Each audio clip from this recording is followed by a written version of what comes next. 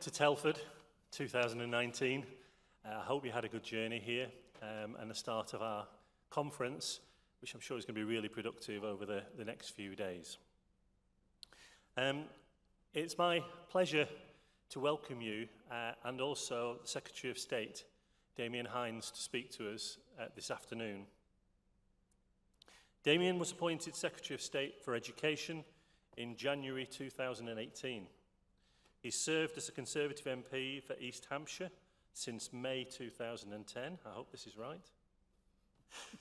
Shortly after entering Parliament, Damien was elected to the Education Select Committee, on which he served until October 2012.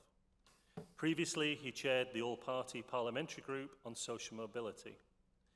He previously served as Exchequer Secretary to the Treasury from May 2015 until July 2016, and as Minister of State for the Department of Work and Pensions from July 2016 to January 2018. Damien, you're very welcome to our conference, and we look forward to hearing what you have to say, after which there'll be a series of question and answers that Paul's going to chair. So welcome, and over to you.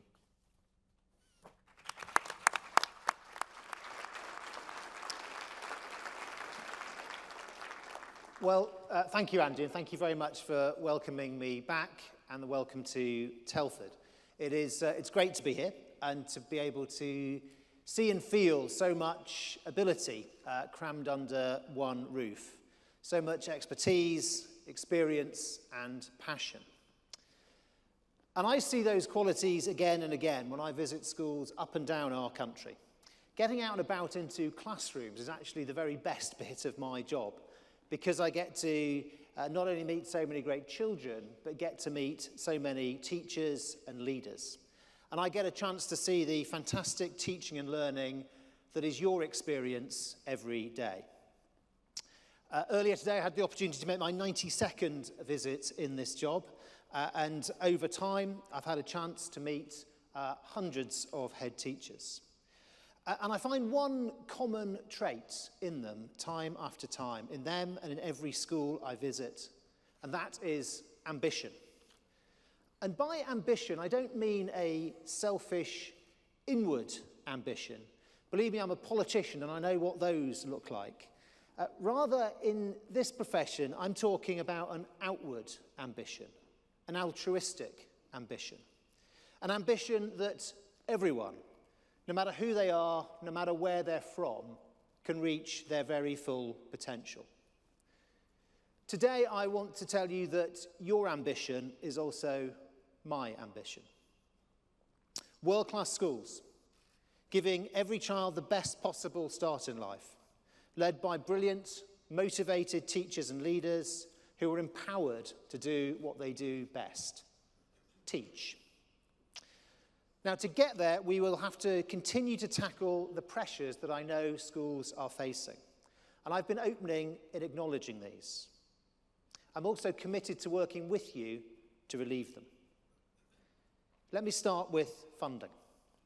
I've heard you loud and clear on this subject. I know finances are challenging for many schools, that you have had to make and do have to make hard decisions about resources. Now, as you know, we are approaching a comprehensive spending review, and there are always competing demands on public funds, of course, but I will be setting out the case, the very strong case, for education. The case for investment in education is a special one because so much else depends on what you do. So much both for our society and indeed for our economy. Now, there's one area of funding that I want to address directly now, and that's around the support that we give for children with special educational needs or disabilities. You and your staff provide high-quality support to children with special needs and disabilities every single day. It isn't a distraction from teaching, it is teaching. Helping vulnerable children learn is at the very centre of the moral purpose that brought you into this noble profession. And I visited some fantastic mainstream schools and colleges, and of course, special schools as well. and I've had the opportunity to see this work for myself. Each time, I've been struck by the dedication of the school and the staff working with these children, tailoring their approach to meet the needs of pupils with a diverse range of additional challenges, whether that's through flexible timetabling, one-to-one support or coaching.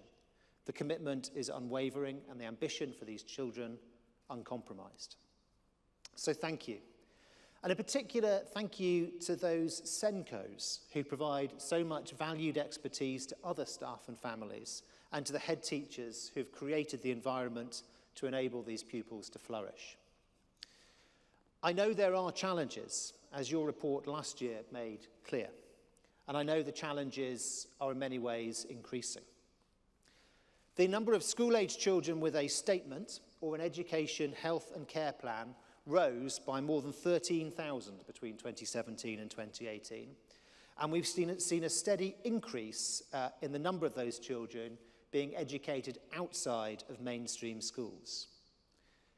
And we know that more specialist provision is more expensive and that we have a capacity issue in the number of places available at special schools.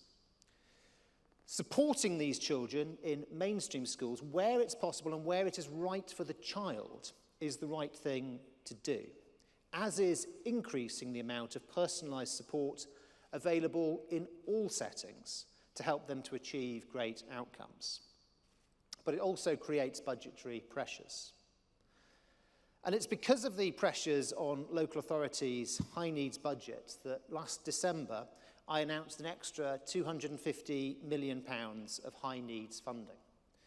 I also announced that we'll invest just over £30 million to train more than 200 new educational psychologists a year from next year to help you and your teams access the right specialists. And we've allocated additional high needs capital as well. That means that this year we have invested over £6 billion in education for children with complex SEND. But I'm no under illusion. This may not be enough. This is a growing, complex issue, and I want to work with you to solve it. Part of that, of course, is about the funding. It's also about changing needs. When I've spoken to teachers recently, they've told me that it's not just the volume of support that has gone up, it's also that the needs that vulnerable young people have and the support that they require is changing. And this too is increasing pressures. So I need your frontline expertise to help to properly understand what is driving these pressures, where the funding system is working and where it isn't. And that's why today I'm announcing a call for evidence to gather your views and make sure that everybody can input. I know schools and teachers can't do this alone, which is why I'm also encouraging others who have a crucial role in supporting these vulnerable children, including local authorities and health services, to join that conversation too. This evidence is important. We need a system that works for these young people, and we should be unequivocal that our ambition for them is, of course, exactly the same as our ambition for every other child, that they achieve their very full potential. Now, of course, funding challenges aren't restricted to high needs. The right level of support for all schools and for every pupil are vitally important. And here too, as well as securing the right overall settlement, I want to make sure that money is flowing through the system in the right way, that individual schools' needs are being properly understood, and that we avoid creating adverse incentives.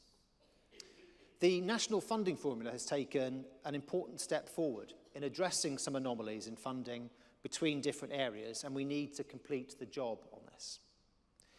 But I also want to consider whether we can look more closely at how funding can accurately reflect the way that costs operate in reality for individual schools. And of course, some costs go up and down in direct proportion to pupil numbers, but others do not. If I've learned one thing, it's that when we talk to one another, when we collaborate, it's then that we begin to see real progress in tackling the pressures that schools face. And one of the best examples I can think of, and one this profession can be very proud of, is the recruitment and retention strategy.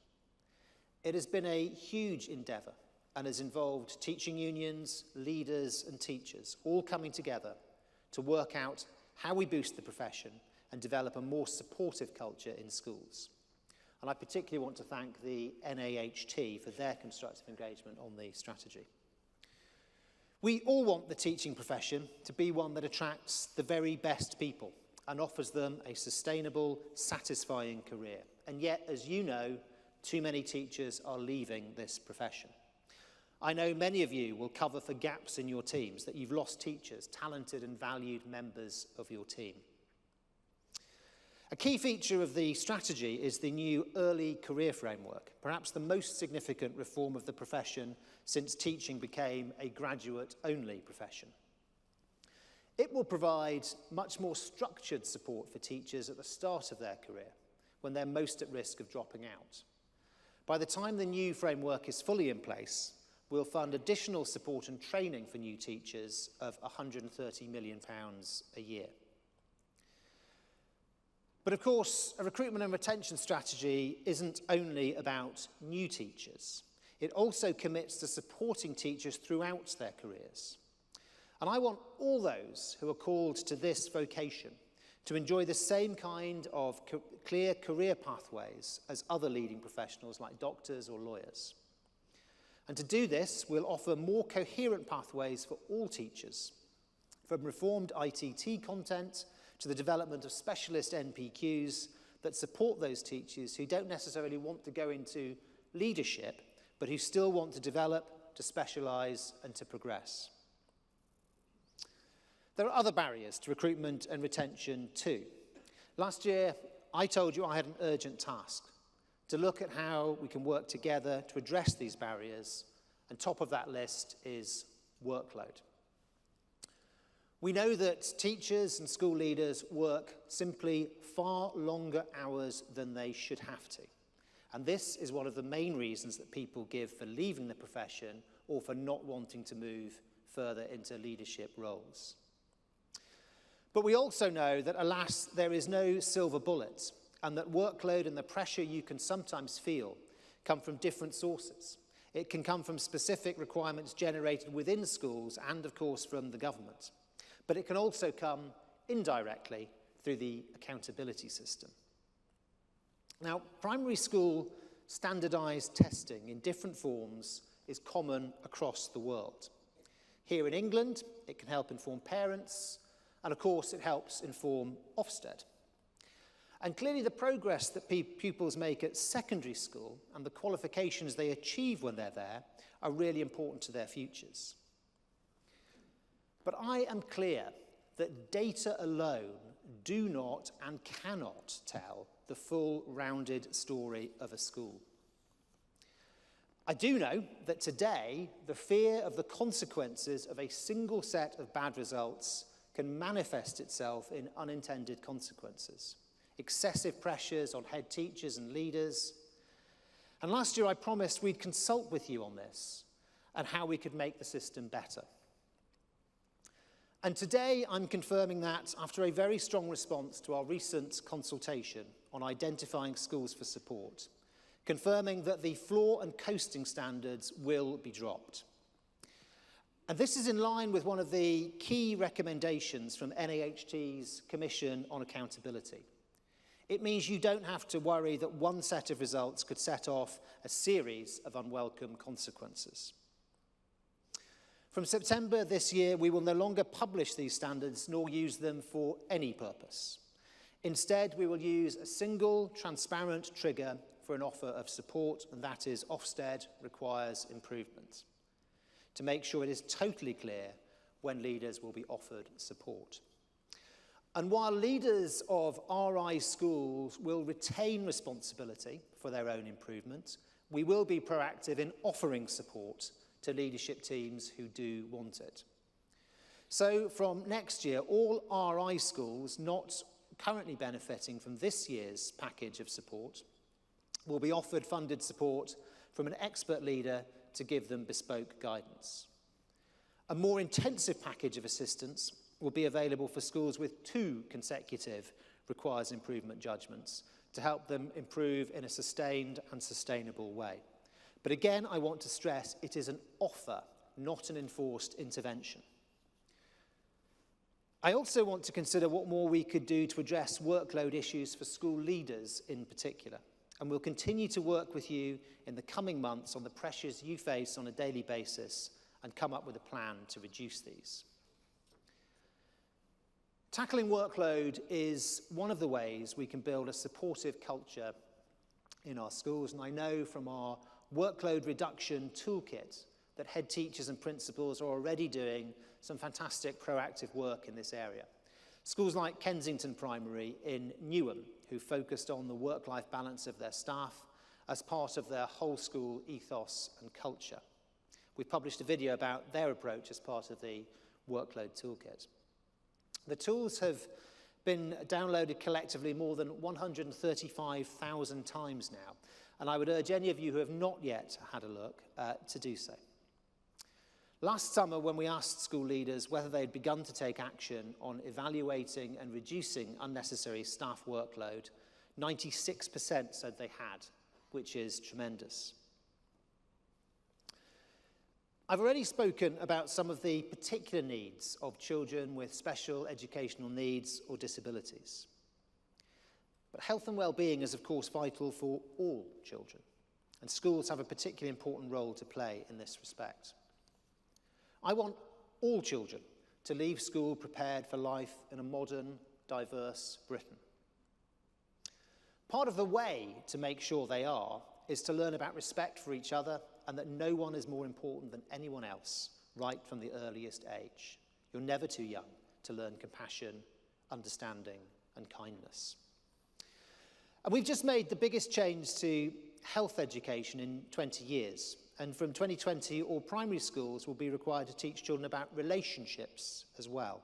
Secondary schools will have to teach sex education too, so that all children have the knowledge they need to be healthy and safe and to manage their lives and relationships in a positive way. And again, I want to thank the NAHT for all of their engagement on these reforms. Now, I know that many feel strongly about some of these issues and people hold different views, as they are entitled to. But that doesn't mean we should shy away from them. Actually, it's all the more important to keep talking to one another to find ways forward. But, and I want to be perfectly clear about this, I back you to do your jobs, to make the right professional judgments in the best interests of all your pupils and your teachers. And I expect you to be able to do this entirely free from intimidation by others. And I'm pleased that my department is working with the NAHT to explore what some of the ongoing problems are and how we can resolve them. And I welcome NAHT's continued help as we put in place the right sustained support for schools to build high-quality teaching of relationships and health education. We've allocated £6 million to that end this year, with future years to be considered as part of the spending review. Another related area that continues to cause alarm is social media. And I know this is something you're going to be debating at conference over the weekend. For this generation growing up, technology and new media, including social media, change actually just about everything. The internet is, of course, and we're obliged to say it each time, it's a fantastic resource, an integral part of everyday life for so many people, which makes a number of things easier. Living in a more connected world opens up fantastic opportunities to share ideas and collaborate. It is actually genuinely hard to imagine life without it. But of course, it can also be used to intimidate and bully. And this is not acceptable, and it can have, of course, serious consequences, and in some cases, the very most serious consequences for victims of online abuse. The changes we've made to the RSE and health curricula mean that, as well as relationships education, young people will learn about safe and acceptable behaviour online and an awareness of how online actions can affect others, particularly how to protect themselves from possibly harmful content. And this backs up what is already taught in the computing curriculum at all key stages and covers e-safety and the different and escalating risks that can arise. We're also taking steps, as you know, to put in place a new system of accountability and oversight for tech companies through the Online Harms White Paper. But while attention is mainly focused on protecting young people from possible online danger, they are not the only victims. Teachers and leaders can be vulnerable too. And we'll be updating our guidance for heads and school staff accordingly on how to protect themselves from cyberbullying and abuse and what to do if it takes place. Teachers and leaders simply should not be subjected to online abuse simply for doing their jobs. And I'm 100% behind making sure the entire school workforce can go about their business free from fear or intimidation. The pressures that schools are facing, that you are facing, are real. Pressures that can erode and distract from the passionate pursuit of excellent teaching. And I am committed to making more progress to tackle these. But the past 12 months have taught me an important lesson. That we can summon concrete, positive change if we work together. The recruitment and retention strategy is showing this right now. We worked together to identify the problems and to craft solutions. And I want to recognise your important role, of course, in that and other work. So now I want to bring that same sense of collaboration and constructive challenge to other areas, including those we've touched on today. I am optimistic. I can't help feeling more optimistic every time I visit another fantastic school. And I can't help being reminded of what I said at the beginning of these remarks, that your ambition is my ambition, and that together we can realise that ambition for every young person.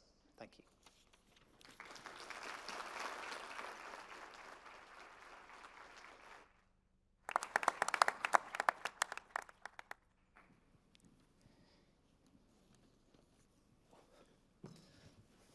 God, that's the longest walk to a seat I think I've ever had.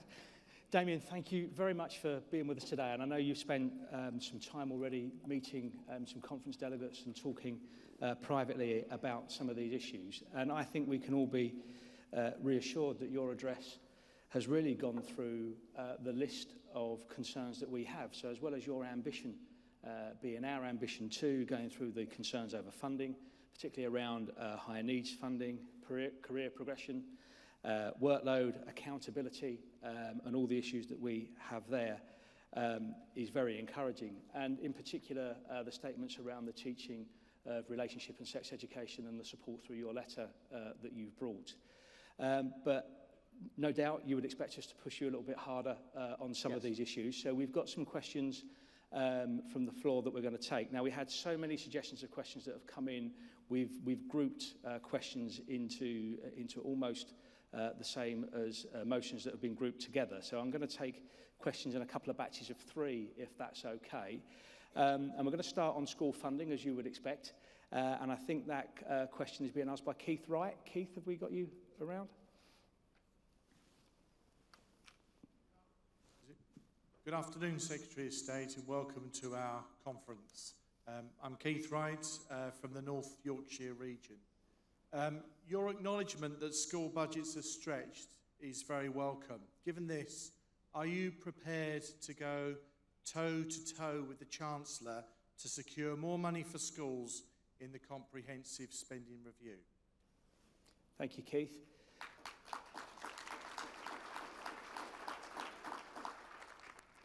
And the next question in this group comes from Denise Wells on STRB and leadership pay.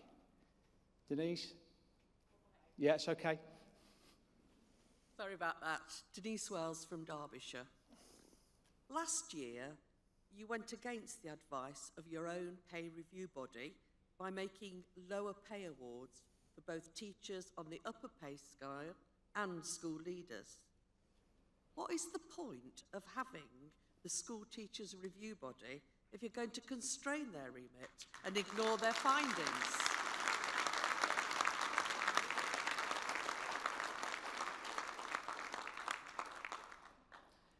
And the third question in this sequence is on relationship education from Sarah Hewitt-Clarkson. Your words of support to colleagues caught up in protests against relationship education are appreciated. Yet, as we speak, protests are taking place outside schools not so far from here. What further assurance can you give school leaders that you back them? Thank you.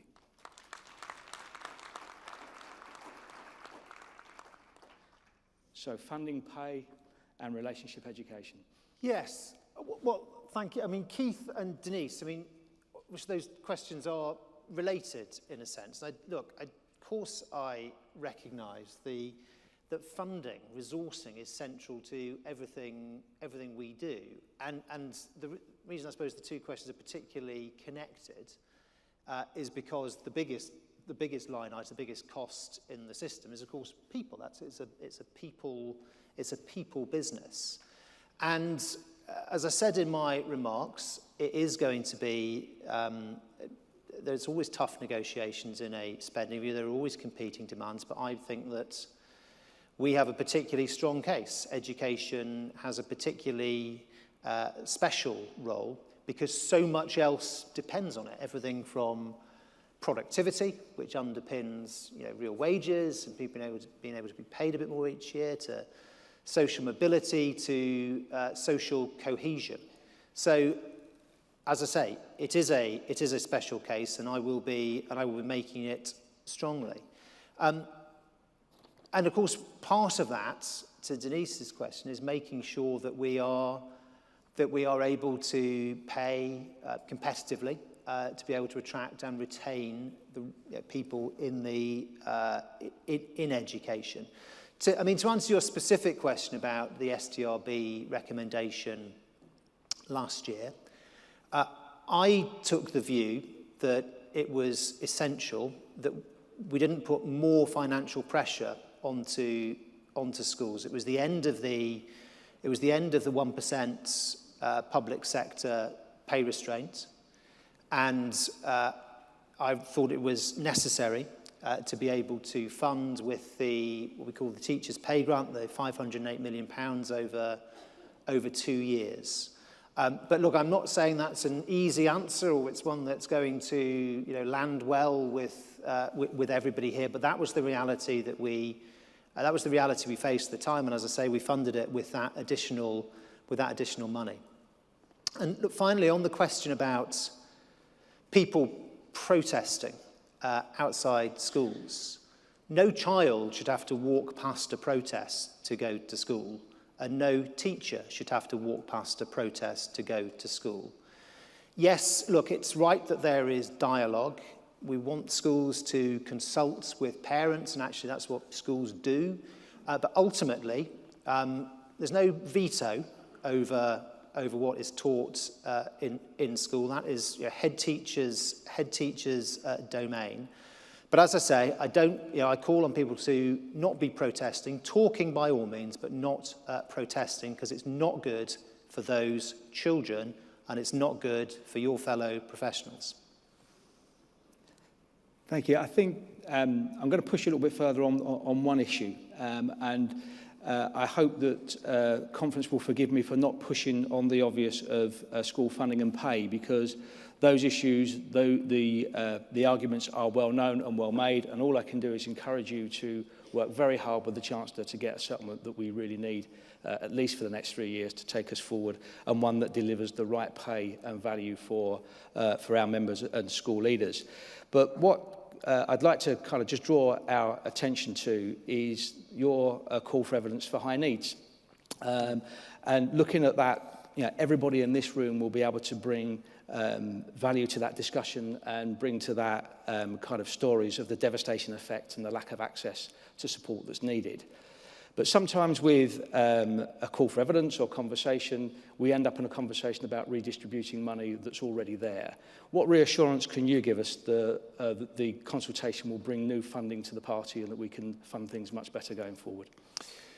So there are a number of different really important considerations in high needs. Well, let's start with high needs provision and then the funding that supports it.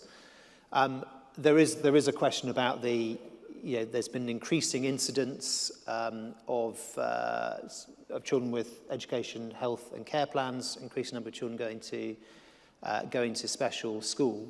And we need to think, of course, the overall funding level what we're talking about, overall school funding, high needs funding is a really important part of that discussion, and making sure that we are able to give the right level of support, the right type of support to every child to be able to fulfill their potential. But there is also a set of questions about how the system works, and the consultation we've initiated today is really about that latter question, about how it works, the first £6,000 formula and so on. And in fact, already in the private sessions we had earlier with some groups of colleagues, we had some useful discussions about that subject. And I hope, as you say, Paul, I hope that many colleagues here will contribute to the consultation. Thank you. So our next batch of 3 questions. I think the first one I have is from Steve Mills about national tests. Steve, are you around? Thank you, Mr. Hinds. Steve Mills from Hertfordshire branch. NAHT has called for a reduction in the volume of statutory testing in primary schools by stripping out unnecessary national tests and checks, including the unnecessary multiplication tables check, and by doing so create more time to focus on teaching and learning. What steps is the government taking to reduce this burden of testing?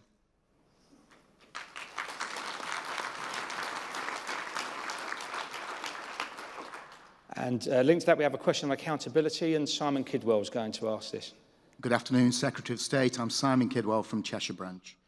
In September 2018, the NHT Accountability Commission published its report asking for a more proportionate accountability system, including the removal of floor and coasting measures.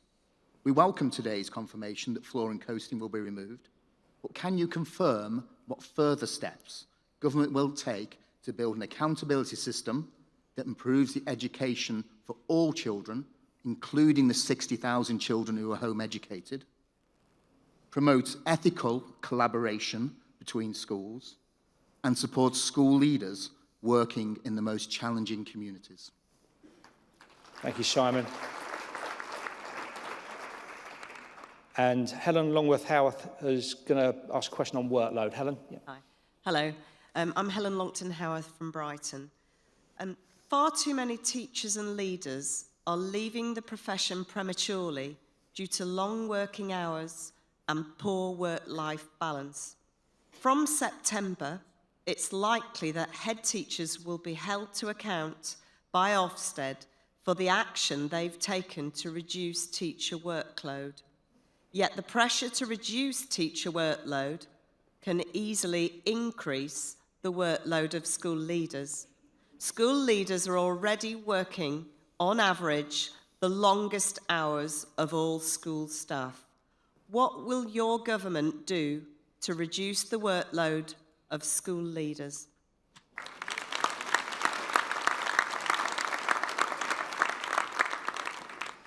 Helen, thank you. And my apologies that I got your name wrong. I need my new glasses with me. My apologies for that. So, Secretary of State, questions on national tests, accountability and workload. And there's obvious links in different ways between, I guess, all 3 of them.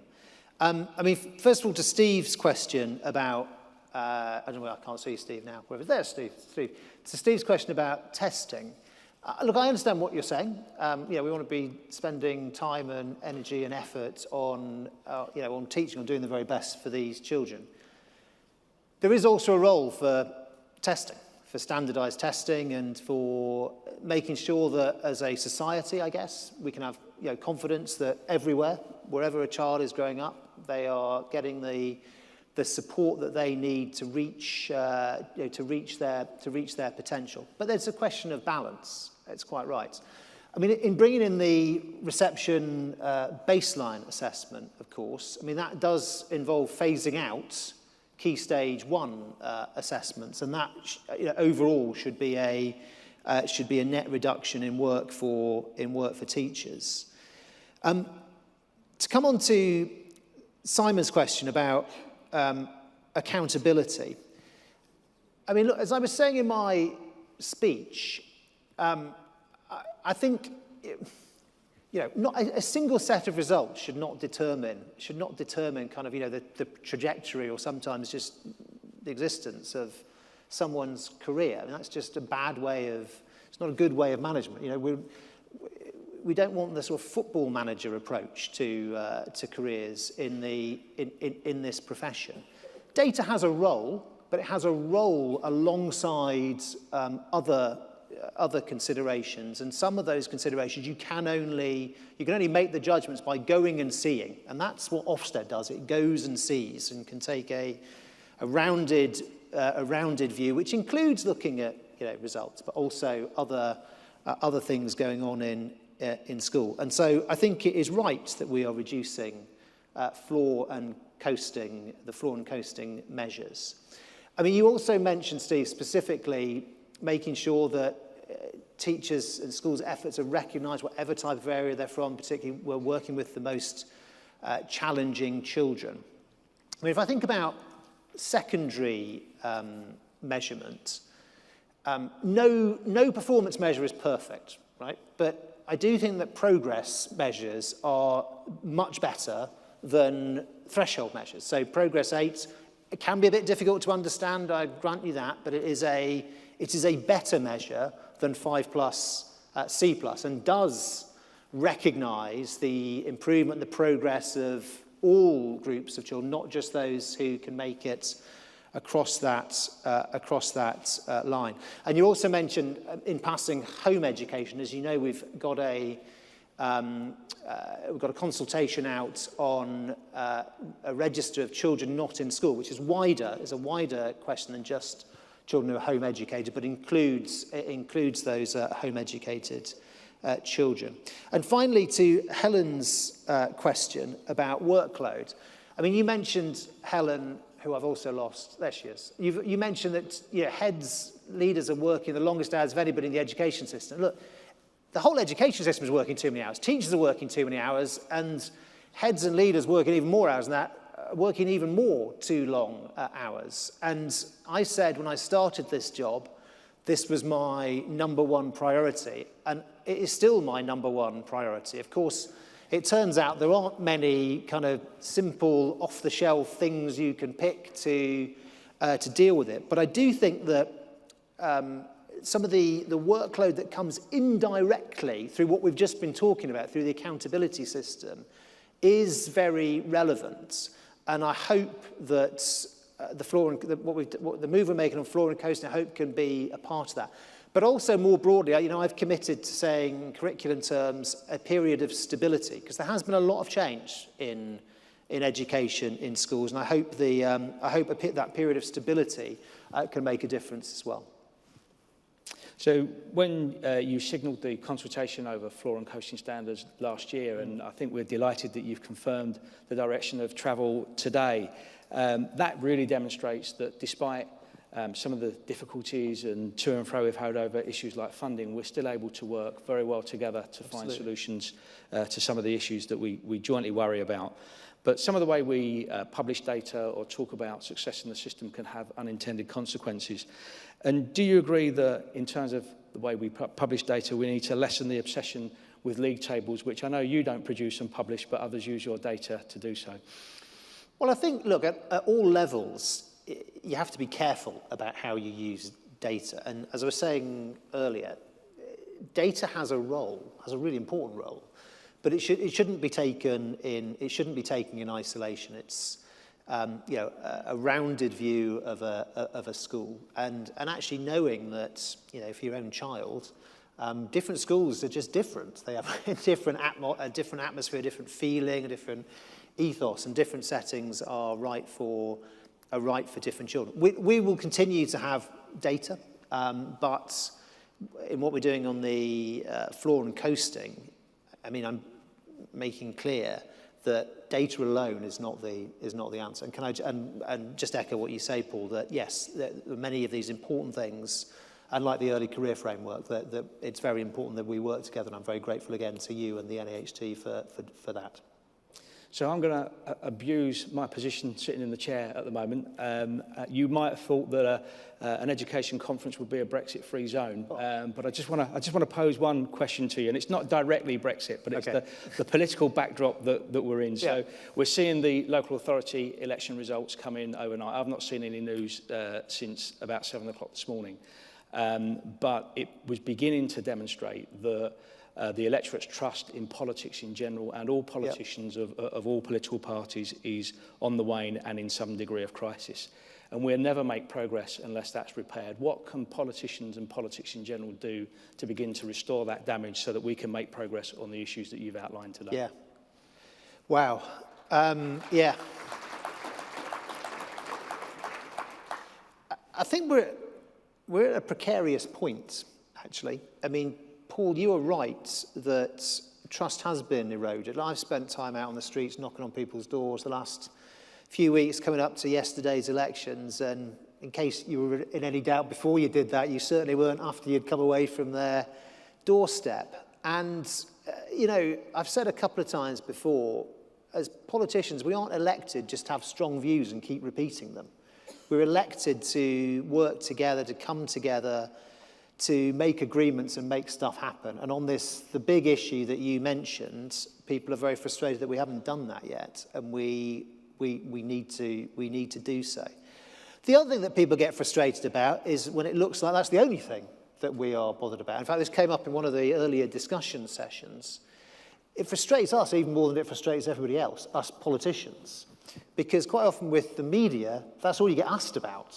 So I can do a round of media interviews on an education announcement, and sometimes you get 1 or 2 questions about the announcement or about education, then it's right, now what about Europe? And that is very frustrating because there is so much else that is so incredibly important to be talking about. And we have to make sure we can cut through that and demonstrate to people that it is schools, it is hospitals, it is about crime, it's about the things that people are focused on in their daily lives for them and their family. These are the things that brought us into politics, and this is what we're concentrating on. Well, I can certainly reassure you that on the matters that matter to us, we'll be making plenty of noise to try and get above the Brexit hullabaloo to help you do that. And just to extend my thanks once again for coming, for doing the private sessions earlier on, your address that's covered a lot of the issues that we worry about and the question and answers today. We've never got long enough to do this for as long as I know the audience would want to, and you'd want to, frankly, in terms of hearing from our members. But thank you once again for coming. And just before you leave us, we have the standard NAHT gift for you to take with you, so you never forget us when you're at your desk. But thank you very much for coming. Thank you, Paul. Thank you very much.